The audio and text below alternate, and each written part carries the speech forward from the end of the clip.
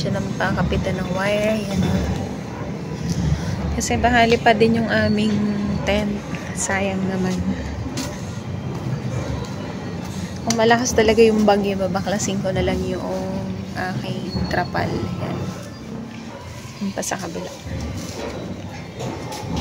So ngayon, maglalagay na ako ng wire.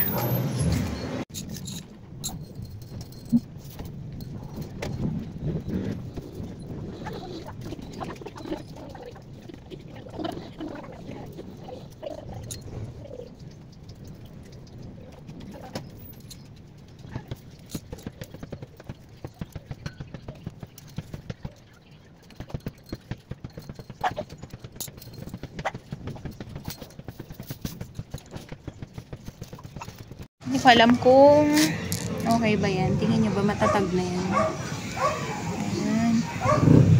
Tingin ko naman may laban na yan sa bagyo. So gagawin ko ganyan, 3 haligi.